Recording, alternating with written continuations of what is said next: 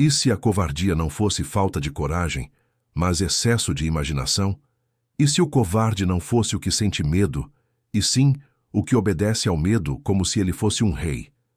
Pensa nisso por um segundo. Quase todo mundo diz que quer uma vida maior, mas na hora de agir age pequeno. Não por preguiça, não por maldade, mas porque a mente pinta um filme tão convincente do que pode dar errado, que a pessoa recua antes mesmo de colocar o pé no chão. Você já percebeu como, às vezes, a maior derrota acontece sem barulho nenhum? Sem grito, sem sangue, sem batalha, apenas um deixa para depois, um não é o momento, um quando eu estiver pronto. E é aqui que começa a promessa deste vídeo. Hoje, você vai entender por que a covardia costuma usar roupas elegantes. Prudência, cautela, humildade, e como ela se instala sem você notar, até virar identidade.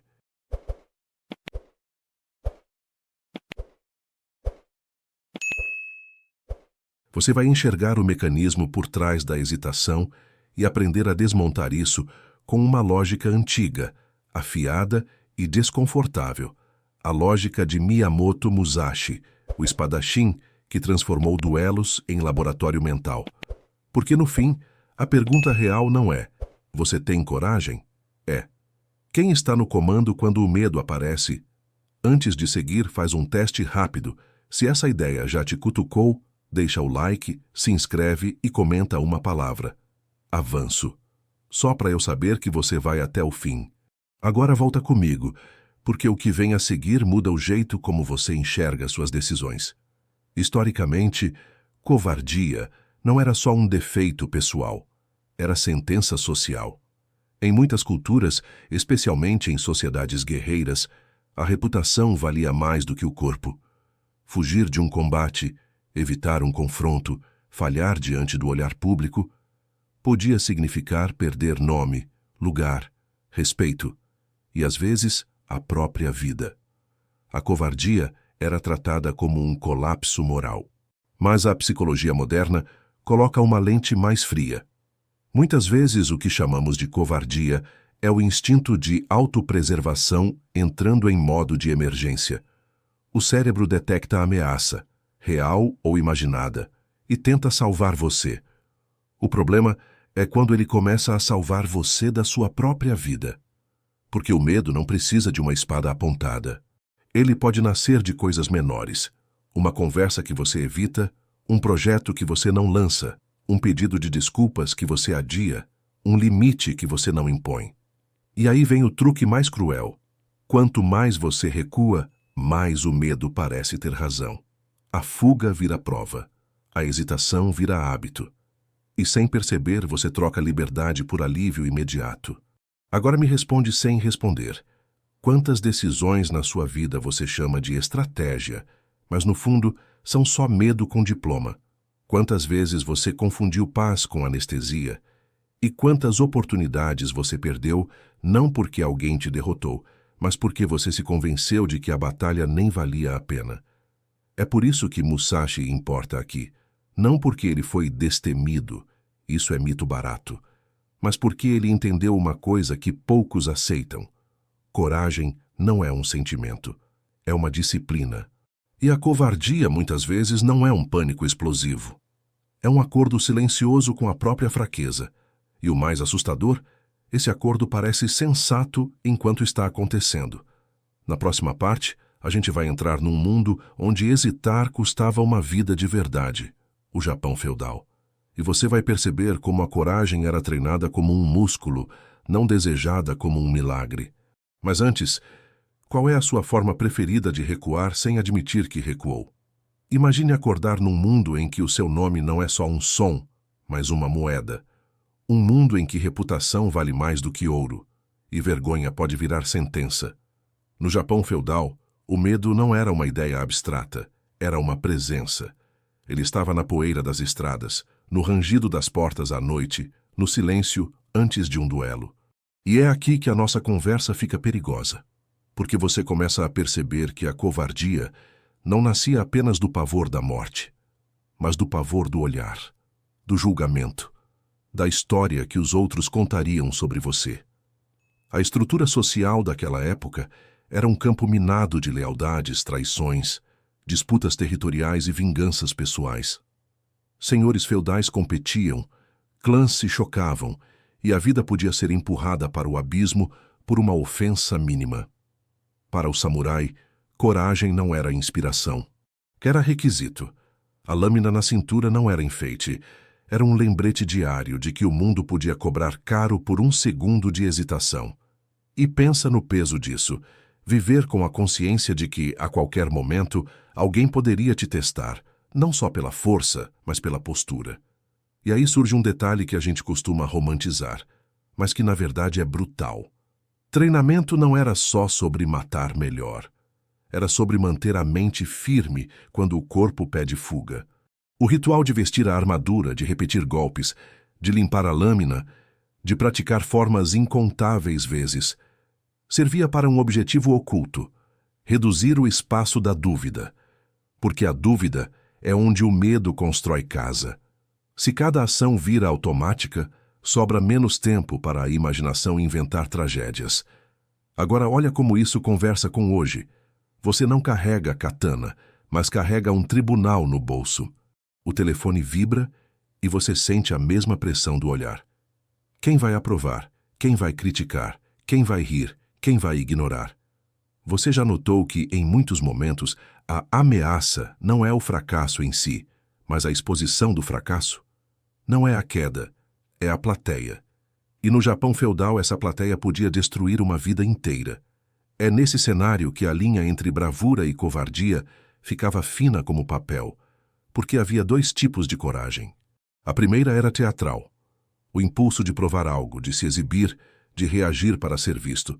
A segunda era funcional, a coragem fria, treinada, que aparece quando ninguém está aplaudindo. E esse segundo tipo é o que interessa aqui.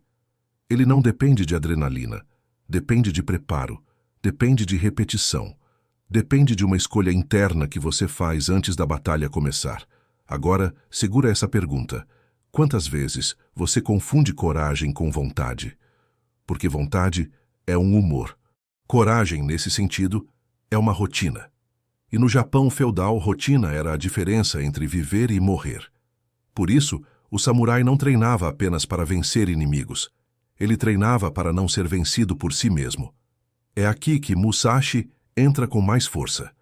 Enquanto muitos se prendiam a escolas, títulos e prestígio, ele começou a tratar o medo como um adversário que não sangra. Um adversário que não aparece no campo, mas aparece dentro. E se o mundo ao redor era instável, o que ele precisava construir era uma estabilidade interna, uma espécie de chão que não desaba quando o caos chega. Antes de avançar, deixa eu te provocar com uma coisa simples. Qual é o seu duelo de hoje? Não o dramático, o silencioso. A mensagem que você não manda, a conversa que você adia, o projeto que você esconde. Você está evitando isso por estratégia, ou por medo de ser visto falhando. A maioria das pessoas imagina Miyamoto Musashi como uma estátua, um homem pronto, invencível, nascido com a coragem no sangue. Mas lendas são confortáveis, porque tiram de nós a responsabilidade. Se ele nasceu assim, então não serve para mim. Só que Musashi, antes de virar símbolo, foi um jovem atravessado por incerteza, e isso é o que torna a história útil. Porque a coragem dele não foi um presente, foi uma construção. Pensa no que significa crescer num tempo em que o mundo muda com violência. Você aprende cedo que o chão não é firme. E quando o chão não é firme, duas coisas acontecem. Ou você vive tentando se proteger de tudo, ou você aprende a caminhar mesmo tremendo. Musashi escolheu a segunda opção, mas não por ser destemido. Ele escolheu porque entendeu na prática que o medo não vai embora esperando. Ele vai embora enfrentando. Os primeiros confrontos, e aqui a palavra confronto vale mais do que duelo, eram uma escola cruel. Não havia garantia de vitória, nem de honra, nem de aplauso. Às vezes, o que existia era só a experiência bruta, o som do próprio coração, a consciência do risco, o peso de saber que um erro encerra tudo. É exatamente aí que a covardia se oferece como solução. Recuar é seguro. Só que Musashi parece ter percebido cedo um detalhe. Recuar é seguro agora, mas caro depois. Porque cada recuo ensina o corpo a recuar mais rápido na próxima vez. E sem um momento mágico, sem uma epifania cinematográfica, a mudança começa como sempre começa, em pequenas escolhas repetidas. Uma escolha por permanecer mais 5 segundos no desconforto, por não fugir do olhar do adversário, por não transformar nervosismo em desculpa, por tratar a ansiedade como um sinal de treino e não como um veredito. Você já reparou como a gente costuma interpretar o medo como uma profecia? Se eu estou com medo, é porque vai dar errado. Mas medo, muitas vezes, é só aviso. Você ainda não treinou o suficiente para isso. É aqui que Musashi vira método. Ele não parece ter buscado só vencer pessoas. Ele buscou vencer a parte dele que queria evitar o risco. E isso muda tudo, porque quando você trata a vida como um laboratório, cada situação difícil deixa de ser punição e vira dado. O que te abalou? Em que momento a mente correu? O que você deixou de fazer? O que você fez por impulso? Musashi transforma o combate em espelho. E o espelho, quando é honesto, é cruel, mas é libertador. Agora traz isso para o seu mundo. Você não precisa estar num campo de batalha para viver o mesmo mecanismo. Você tem duelos que são invisíveis. Apertar publicar num projeto, dizer não sem se justificar, pedir perdão sem se humilhar, admitir que não sabe, começar do zero. E cada um desses duelos tem um adversário interno que sussurra: evita é melhor. Só que existe um preço escondido. Quanto mais você evita, mais a sua mente conclui que aquilo era perigoso demais para você. E aí, o medo cresce. Musashi parece ter invertido essa lógica com uma identidade simples. Ele não esperava se sentir pronto para agir. Ele agia para ficar pronto. Ele não esperava coragem aparecer. Ele criava coragem no ato. E isso é desconfortável porque derruba a nossa desculpa favorita. Quando eu tiver confiança, eu faço. Confiança quase sempre é o troféu, não é o ingresso. Agora deixa uma pergunta te perseguir por alguns segundos. Qual é o seu ritual secreto de adiar a própria evolução? Você chama de planejamento, de pesquisa, de aperfeiçoamento. Mas no fundo, é só uma forma elegante de não entrar no duelo. Existe um tipo de covardia que não parece covardia. Ela não treme, não gagueja, não foge correndo. Ela fala bonito, ela faz planilhas, ela cita bom senso. E é por isso que é tão perigosa, porque ela se disfarça de maturidade. Em vez de dizer, eu tenho medo, ela diz, não é o momento. Em vez de dizer, eu não aguento a rejeição, ela diz, ainda não está perfeito. Em vez de dizer, eu não quero me expor, ela diz, eu sou discreto. Você já percebeu quantas vezes o medo imita a sua própria voz?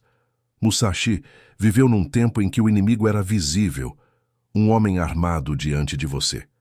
Hoje, o inimigo mais comum é um pensamento que parece verdade. E ele não precisa ser dramático. Ele pode ser uma frase pequena que te acompanha há anos. Não sou esse tipo de pessoa. Isso não é para mim. Se eu falhar, acabou. Vão descobrir que eu não sou bom. E o mais cruel é que essas frases vêm com uma sensação de realismo, como se você estivesse sendo inteligente por recuar. A psicologia chama isso de mecanismos de proteção. O cérebro tenta evitar dor, dor de rejeição, de vergonha, de perda de status, de esforço desperdiçado. Só que o cérebro não diferencia bem perigo físico de perigo social.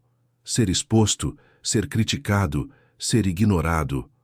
Para a mente primitiva, isso soa como expulsão do grupo. E expulsão do grupo, no passado, era morte lenta. Então ele entra em modo sobrevivência. O problema é quando você transforma a sobrevivência em estilo de vida. Aí você não vive, você se administra. É aqui que a ideia de Musashi ganha outro peso. Ele não estava lutando só contra adversários externos, ele estava lutando contra 3 fantasmas internos que derrubam qualquer um: ansiedade, ego e imaginação.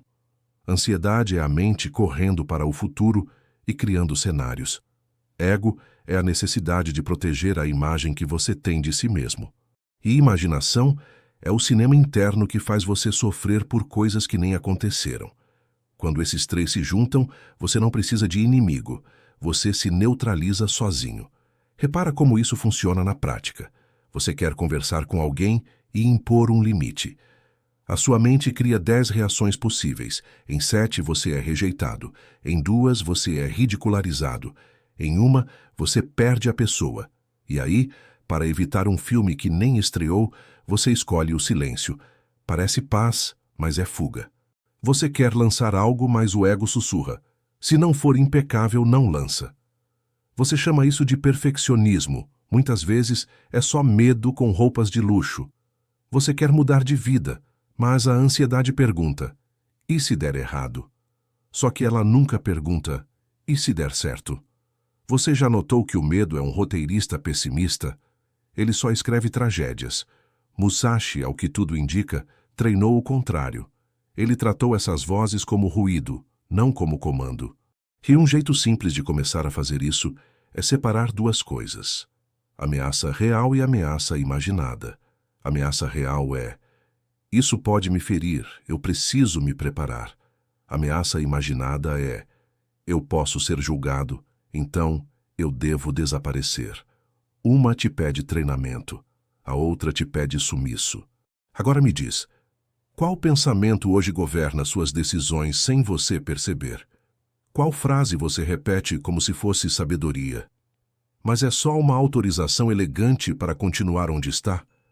Há um momento em que você percebe que o problema não é falta de força, é falta de direção interna.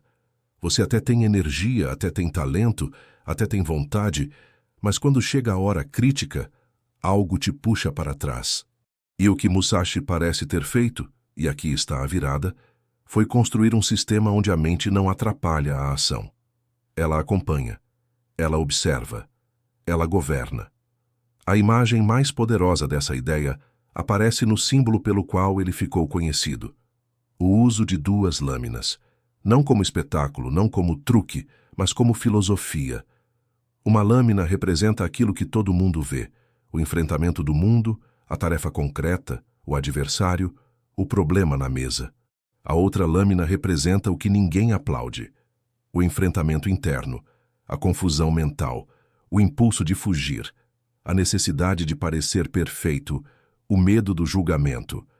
E quando essas duas lâminas não trabalham juntas, você vira refém de um único erro: lutar só do lado de fora e perder do lado de dentro.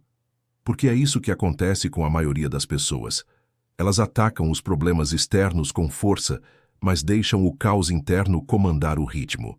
Trabalham, correm, fazem 1000 coisas, e ainda assim se sentem pequenas, inseguras, reativas, como se o mundo estivesse sempre um passo à frente. Musashi inverte. Em vez de ser arrastado pelo ambiente, ele controla o próprio centro. E isso muda a definição de coragem. Coragem não é explodir para frente. É manter o centro enquanto avança. Repara no seu dia a dia. Quando você vai fazer algo difícil, onde nasce sua primeira derrota? Quase sempre no ritmo. Você acelera demais e se atropela. Ou você desacelera demais e vira adiamento. Musashi tratava ritmo como estratégia. Quem controla o ritmo controla a mente. Quem controla a mente controla o corpo. E quem controla o corpo controla o resultado. O medo ama te tirar do ritmo. Ou te joga no pânico, ou te joga no congelamento. E aqui entra uma ideia prática que vale ouro. Presença não é calma zen. Presença é precisão.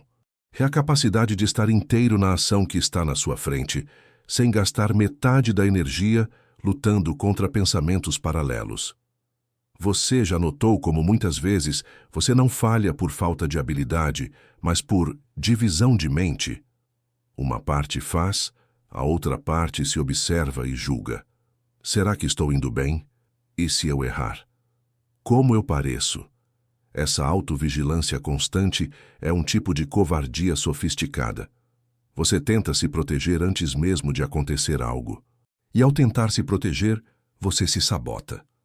Musashi parece ter entendido que a mente pode ser uma lâmina ou uma corrente. Quando ela vira corrente, você age com freio puxado. Quando ela vira lâmina, você corta o excesso, corta justificativas, corta fantasia, corta a necessidade de aprovação.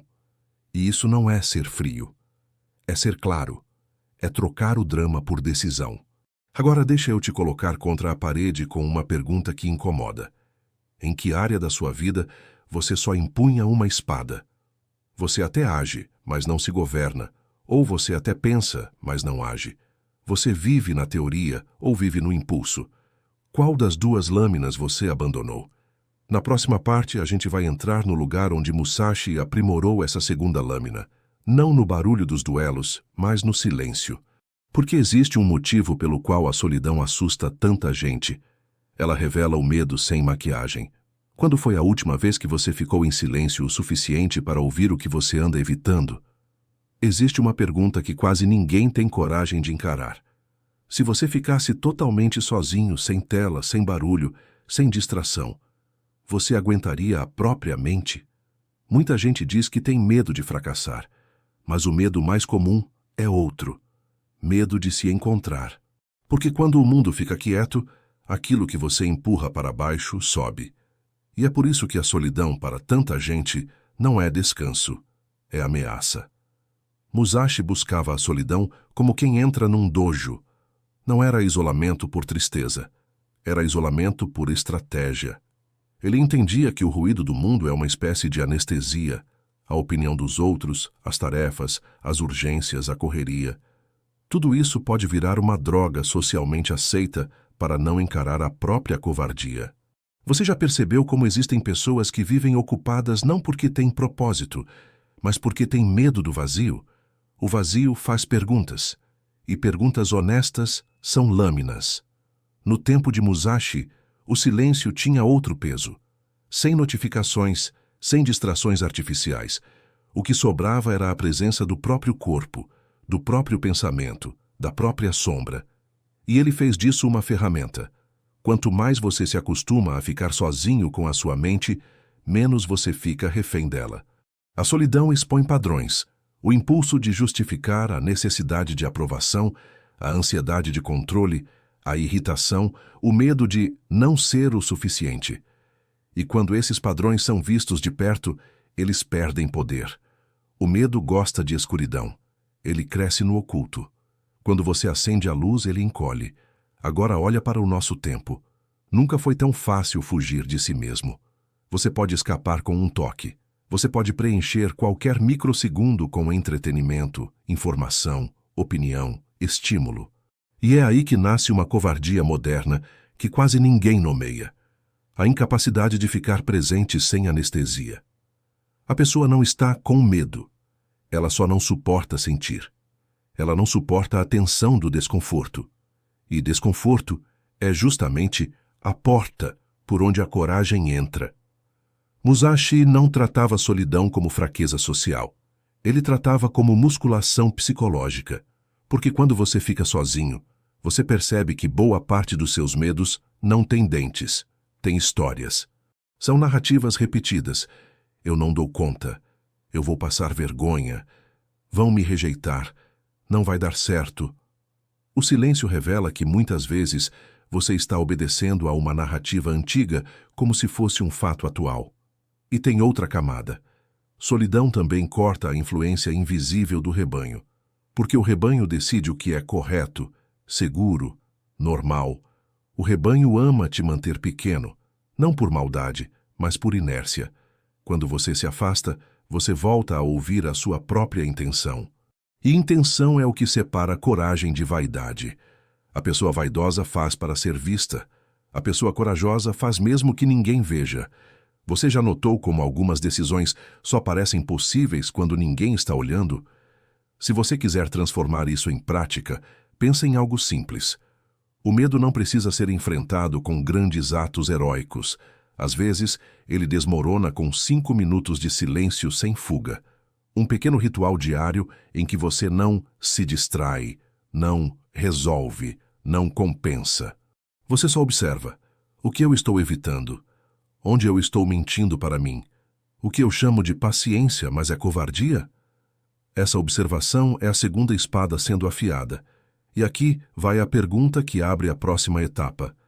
Se você não consegue ficar sozinho com sua mente, como pretende comandar sua vida quando o caos chegar? Porque Musashi não usava o silêncio para se acalmar. Ele usava para se preparar.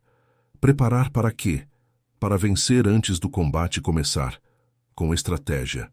Qual é o campo de batalha que você entra todo dia sem plano nenhum? O medo adora uma coisa: o desconhecido. Quando você não sabe o que vai acontecer, a mente preenche o vazio com ameaça. E quase sempre ela exagera, porque o cérebro prefere alarmes falsos a riscos reais. É por isso que tanta gente vive assombrada por cenários que nunca se concretizam. E é aqui que a estratégia entra como antídoto. Não para eliminar o medo, mas para impedir que ele se torne comando. Musashi ficou famoso por entender que o combate começa antes do primeiro golpe. Começa no ritmo, no ambiente, no tempo, no olhar, na expectativa. E isso vale tanto para um duelo quanto para uma decisão moderna. Você já percebeu como o pânico aparece quando você chega cru numa situação? Sem preparo, sem mapa, sem ensaio mental. A covardia, nesse caso, não é um traço de caráter.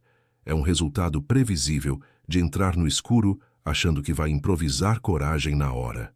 Há histórias sobre Musashi chegando propositalmente atrasado para desestabilizar o oponente. Não porque ele gostava de teatro, mas porque ele entendia psicologia. A mente do adversário, esperando, começa a ferver. Ela cria narrativas, perde foco, gasta energia. E quando a luta começa, uma parte já foi perdida sem espada alguma. Em outras ocasiões, Musashi escolhia soluções inesperadas, como usar um remo ou uma arma improvisada, quebrando a leitura mental do inimigo. A grande jogada não era a ferramenta, era o impacto. Quando a expectativa do outro quebra, o medo aparece nele. E onde o medo aparece, a clareza cai. Agora traz isso para a sua vida. Quantas vezes você entra em situações importantes sem controlar o que pode ser controlado? Uma conversa difícil, uma entrevista, uma apresentação, uma decisão financeira, um projeto que depende de consistência. Você vai no impulso e chama isso de ser autêntico. Mas, no fundo, é falta de preparação. E a falta de preparação é um presente embrulhado para a ansiedade. A ansiedade ama dizer: viu? Você não está pronto. E quanto mais você acredita, mais você evita e mais você confirma a profecia. Estratégia é uma forma de coragem antecipada.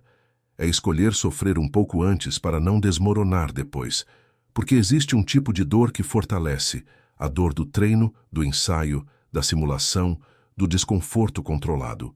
E existe um tipo de dor que enfraquece, a dor da fuga, que parece alívio agora, mas cobra juros altos mais tarde. Você quer um exemplo contemporâneo? Pensa em atletas de alto nível. O corpo deles é treinado, sim, mas o diferencial está na mente sob pressão. O pênalti não é difícil porque chutar é difícil. É difícil porque a plateia existe. O tempo pesa. A memória de errar assombra. O goleiro provoca. O mundo julga. O atleta que performa não é o que não sente nada. É o que tem um protocolo interno. Respiração, foco, rotina, repetição. Ele não negocia com a mente no último segundo. Ele executa. Isso é Musashi sem kimono. E aqui está a aplicação prática, sem romantizar. Estratégia não é controlar tudo. É controlar o que dá. Preparar frases-chave antes de uma conversa difícil. Definir o mínimo viável antes de publicar algo. Mapear 3 cenários realistas em vez de 100 catástrofes imaginadas. Criar um plano B simples. Treinar o desconforto em doses pequenas. Você já notou como o medo diminui quando você tem um plano? Mesmo que o plano não seja perfeito, ele reduz o abismo do desconhecido. Ele transforma pânico em tarefa. Agora, a pergunta que você talvez esteja evitando. Qual parte da sua vida está travando não porque você é covarde, mas porque você insiste em entrar sem estratégia? E mais, você chama isso de destino, falta de sorte, timing, ou assume que é falta de preparação. Na próxima parte, a gente vai tocar num ponto que assusta ainda mais do que estratégia. A raiz do medo, aquela chantagem silenciosa que diz: se você perder isso, acabou. Musashi respondeu a essa chantagem com uma ideia dura: tudo passa. E quando você realmente aceita isso, a covardia perde a arma principal. O que na sua vida você trata como se fosse permanente, e por isso tem medo de agir? O medo raramente diz: eu tenho medo. Ele diz algo pior: se você perder isso, você acaba. Ele te chantageia com permanência. Ele faz parecer que um erro destrói a identidade, que uma rejeição define seu valor, que uma queda vira sentença eterna. E é por isso que tanta gente vive como se estivesse protegendo um castelo imaginário. Reputação, imagem, controle, status, segurança emocional. Só que esse castelo tem um problema. Ele nunca fica realmente seguro. E a pessoa passa a vida toda defendendo algo que cedo ou tarde vai mudar de forma, ou desabar. No universo do Japão feudal, a impermanência não era teoria bonita, era chão. A vida podia ser interrompida por um encontro, uma ordem, um acaso. O samurai convivia com a ideia de que nada era garantido. E, paradoxalmente, isso podia produzir um tipo de liberdade. Se tudo é transitório, então o medo perde o poder de te paralisar. Porque o medo precisa que você acredite que existe algo definitivo a ser preservado. Quando você entende que não existe, você se torna mais leve para agir. Musashi, ao longo da vida, parece ter encostado nessa verdade com as mãos. Não no sentido romântico de desejar morrer, mas no sentido prático de aceitar que a morte e as pequenas mortes simbólicas são inevitáveis. E isso muda a relação com o risco, porque grande parte do que te trava hoje não é a morte física, é a morte social. Perder prestígio, perder aprovação, perder a imagem de competente, perder a narrativa de eu sou assim. Você já reparou que a covardia moderna é muitas vezes medo de perder personagem? Quando você evita uma conversa por medo de ser mal visto, você está protegendo um personagem. Quando você não publica algo por medo de crítica, você está protegendo um personagem. Quando você não tenta de novo para não parecer fraco, você está protegendo um personagem. E aí, você troca a vida real por uma vitrine estável. Só que vitrine não respira, vitrine não cresce, vitrine não ama, vitrine só mantém a pose. A impermanência, quando é levada a sério, quebra esse pacto. Ela te obriga a encarar uma pergunta desconfortável. O que exatamente você está tentando preservar? E por quê? Você quer preservar respeito? Mas respeito muda. Você quer preservar controle? Mas controle é parcial. Você quer preservar uma sensação de segurança? Mas a sensação é volátil. O medo usa essas coisas como algemas, porque ele promete: se você não se arriscar, você não perde. Só que ele omite, e também não ganha. E omite ainda mais. Você perde de outro jeito, perde tempo, perde potência, perde coragem. Existe uma expressão antiga, repetida em várias tradições, que aponta para isso. Aceitar a transitoriedade não é pessimismo, é precisão. É parar de tratar a vida como se tivesse rascunho infinito.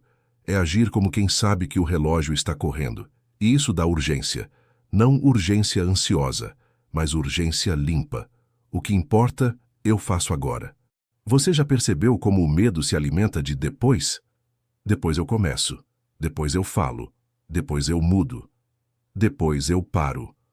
O depois é o paraíso do medo, porque nele nada precisa acontecer. Musashi também buscou formas de expressar essa clareza fora da violência. Pela escrita, pela observação, pela arte. Porque aceitar a impermanência não significa virar máquina fria. Significa reconhecer que tudo que é vivo muda, inclusive você. E se você muda, você não precisa ser prisioneiro das decisões antigas. Agora segura essa pergunta sem responder rápido. Qual é a coisa que você tem medo de perder que está te impedindo de viver? Uma relação? Uma imagem? Um título? Um conforto? E se, ao tentar preservar isso a qualquer custo, você estiver sacrificando exatamente o que te faria sentir vivo. Na próxima parte, a gente vai entrar num terreno surpreendente. Coragem não é só enfrentar e vencer, é cair, aprender e voltar diferente. Musashi não virou lenda por ser invulnerável. Ele virou por transformar cada queda em método. Qual foi a última vez que você deixou uma derrota te ensinar, em vez de te envergonhar? Existe um mito que intoxica a mente, o mito do invencível. Ele diz que coragem é nunca falhar, nunca recuar, nunca dar motivo. Só que esse mito não produz coragem, produz rigidez. E rigidez é uma covardia disfarçada, porque ela evita justamente o que poderia te fortalecer, o encontro com o erro. Musashi, quando observado com honestidade, não é a história de um homem sem derrotas. É a história de alguém que não desperdiça derrotas. A diferença é brutal. Uma pessoa comum perde e interpreta como identidade. Eu falhei, então eu sou um fracasso. Uma pessoa em processo perde e interpreta como dado. Isso falhou, então eu preciso ajustar. O medo prefere a primeira interpretação porque ela encerra o movimento. Ela fecha a porta. Ela te dá uma desculpa definitiva para parar. A segunda interpretação é perigosa para o medo, porque ela mantém você andando. E aqui entra uma camada que muita gente ignora sobre Musashi. Ele não foi só lâmina, ele foi olhar. Ele foi mão que desenha.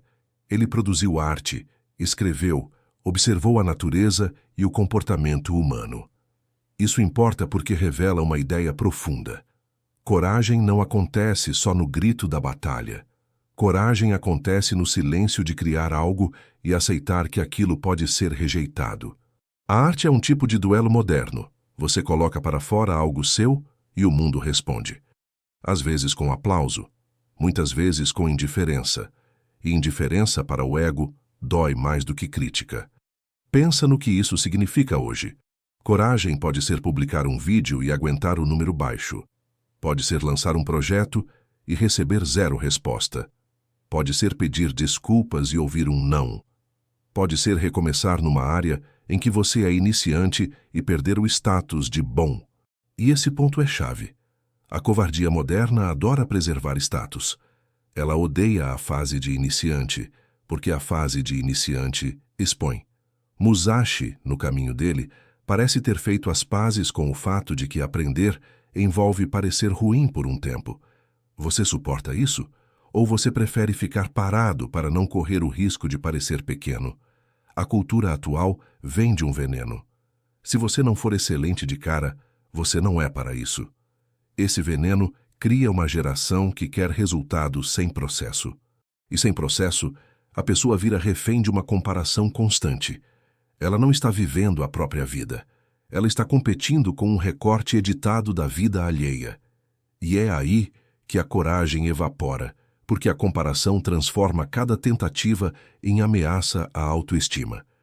Musashi, por outro lado, parece ter usado a realidade como professora, não como tribunal. Cada encontro difícil era um feedback. Cada erro era um ajuste. Cada desafio era uma chance de lapidar não só técnica, mas caráter. Isso é resiliência. Não é aguentar tudo. É converter impacto em evolução. E esse tipo de resiliência não nasce de frases bonitas. Nasce de repetição, de refazer, de voltar ao básico, de aceitar o desconforto de começar de novo. Agora, olha para o seu mundo e me diz: você tem medo de falhar ou tem medo de aprender em público? Porque aprender em público exige aceitar a própria imperfeição. E aceitar imperfeição exige abandonar o personagem do controlado. A covardia ama esse personagem. A coragem desmonta. E mais, existe uma forma de covardia ainda mais sutil. A covardia de não criar nada, porque assim nada pode ser criticado. Nada pode ser rejeitado. Nada pode ser perdido. Só que também nada pode ser conquistado.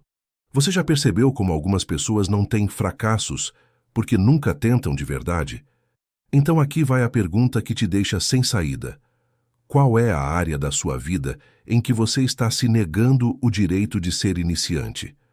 Onde você está recusando a queda necessária para não ferir o ego? porque a próxima parte é o fechamento mais duro de todos. No fim, não importa o mundo, não importa os outros, não importa a época. A batalha decisiva é sempre contra você mesmo. E se você não governar a si, quem governa? O que hoje você está chamando de prudência, mas na verdade é só medo de recomeçar do zero. No fim, a covardia não é sobre o que você enfrenta, é sobre o que você evita quando ninguém está olhando. Porque o mundo pode te pressionar, te confundir, te provocar, te derrubar. Mas existe um lugar onde tudo decide, dentro. E é por isso que Musashi atravessa séculos como uma lâmina ainda afiada. Não porque ele venceu homens, mas porque ele construiu um tipo de soberania interna que a maioria das pessoas nunca sequer tenta construir. Você pode vencer debates e continuar inseguro. Pode ganhar dinheiro e continuar com medo. Pode acumular aplausos e, ainda assim, tremer diante de uma conversa simples. Isso acontece porque o problema não é o mundo, é o comando. Quem manda em você quando a tensão aparece? Quem decide quando a vergonha ameaça? Quem escolhe quando a preguiça sussurra? Quem fala quando a ansiedade tenta te empurrar para depois? Você já percebeu como, na prática, a vida vira o resultado de microdecisões que você toma com medo? Musashi parece ter vivido guiado por uma disciplina que não depende de humor. E a disciplina começa com uma ideia desconfortável. Você não vai superar o medo para então agir. Você vai agir com medo, e o medo vai perder força por falta de obediência. Coragem é desobediência consciente, desobedecer ao impulso de fugir, desobedecer ao ego que quer preservar imagem, desobedecer à mente que exige perfeição antes de permitir movimento. Se a gente resumisse tudo em um código prático, seria algo assim. Primeiro, você reconhece a verdade nua. O medo está aí, mas ele não é rei.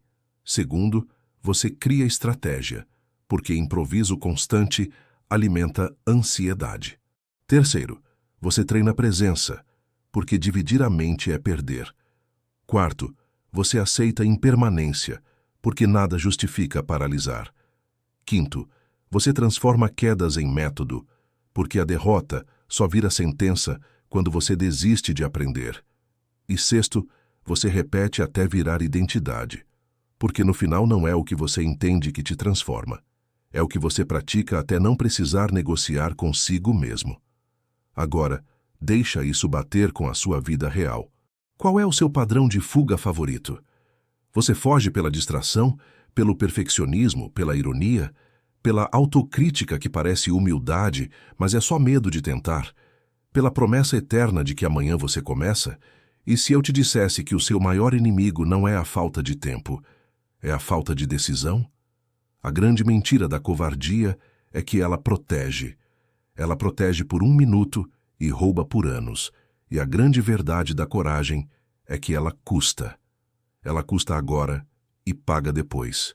Você troca um desconforto curto por uma liberdade longa. E isso é urgente, porque o tempo não negocia. Ninguém acorda um dia com coragem pronta. A coragem é construída em pequenas traições ao medo. Traições diárias. Então, eu quero te deixar com um desafio simples e específico, se você realmente entendeu o que estamos falando aqui. Escolhe um duelo pequeno para as próximas 24 horas. 1. Algo que você vem adiando. Uma mensagem, uma conversa, um começo, um não, um sim. E quando fizer, volta aqui e comenta a palavra duelo 0, com um 0 no final.